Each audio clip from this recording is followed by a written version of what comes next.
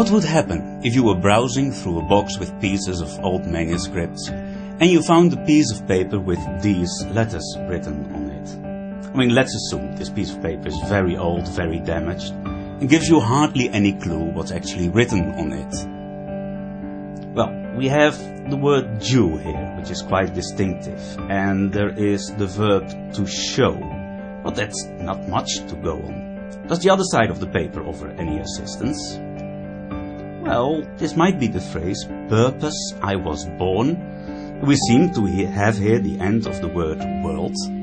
Could it perhaps be from the New Testament? And indeed, after some searching, comparing and browsing, you come to the Gospel of John and chapter 18, and suddenly all the letters fall into place.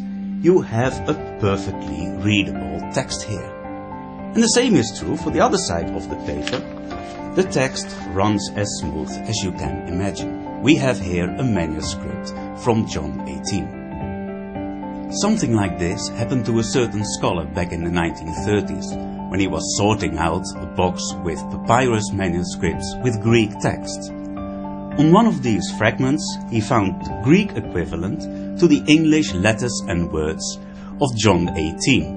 On the basis of the handwriting, this fragment was dated to the first half of the 2nd century, and despite the discovery of other old papyrus fragments of the New Testament, this manuscript is still the oldest we know of.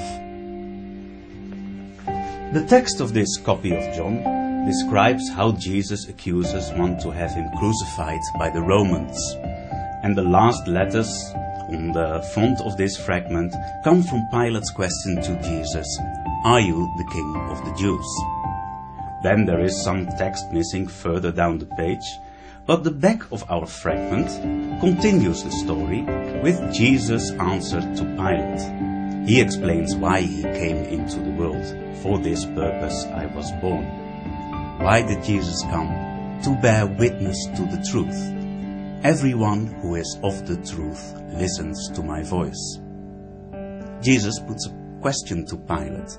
Are you of the truth or not? Do you listen to my voice or not? But Pilate doesn't answer. He doesn't get any further than trying to avoid listening to the voice of truth. All he can say is, "What is truth?" Pilate goes back outside, and the last letters on our little fragment come from the Greek word for no. Pilate finds no guilt in Jesus. Isn't it remarkable how Pilate says a true thing about Jesus? How he finds no guilt in him and still seems unable to listen to Jesus' voice. And here the text of our manuscript breaks off. The story of Jesus continues. In the part that is missing from this manuscript, but present in many others, we read how Jesus was flogged, beaten, nailed on the cross and died, but rose on the 3rd day. And his followers preached the good news, and thousands believed it. And many people copied the Gospels that contained the teaching of Jesus and produced thousands of manuscripts over time. Most of the very early manuscripts have perished over the ages, but some of the very early ones survived. And this fragment is the oldest one known so far.